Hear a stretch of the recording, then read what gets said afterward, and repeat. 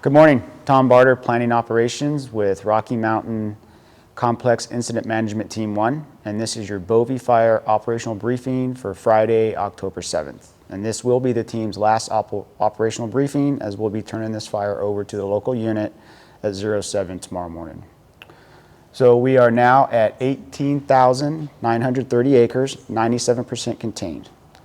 And to orient you to the map, Halsey, Nebraska out here to the east, and Thetford over here to the west. As you can see our map, I'll start with Zulu like I have been, and you can see there's quite a bit more black on the map this time. Plan yesterday and today will be continue to hold and improve the line that they have here. They've went direct everywhere they could. The little 3% that is not contained is right here at the very southeastern part of the fire.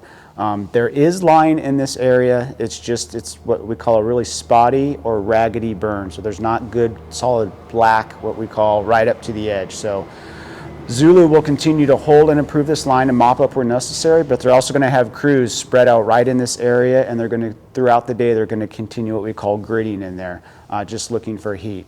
We did have a UAS, an unmanned aircraft, in the area yesterday with a thermal device, and what they found for heat was just a little bit of heat kind of right in this same area, so the crews will be in there as well. But that's really the only heat they found. Nothing over the line. It was all interior, but there was just a little bit of heat there. Moving over to Division Alpha. Division Alpha is looking very good. All day yesterday, the crews just mopped up, patrolled their entire line.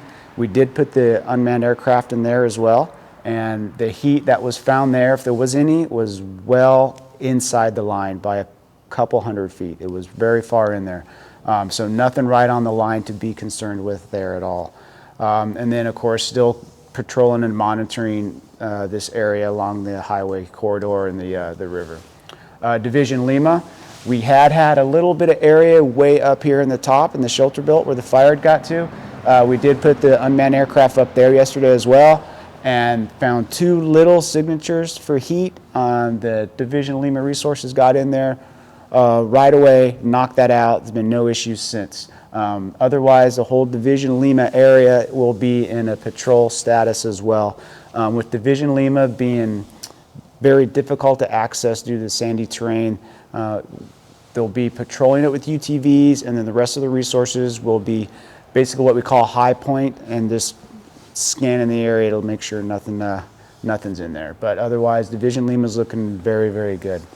Our structure group continued finished all their assessments with their structures and found no other damage to structures. But they did have a bunch of crews that were doing hazard and tree mitigation, as we've discussed the last couple days. They got a 201 road completely snagged out or mitigated, and then they're going to be working on some interior ATV trails throughout the burn area today, and they should get pretty close to completing that. As far as the rest of the resources, as I mentioned, this will be our last briefing. We are handing this back to the local unit tomorrow.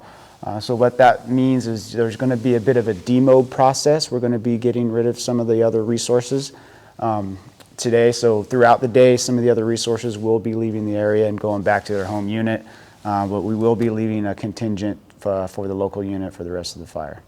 And that is the briefing for Rocky Mountain team.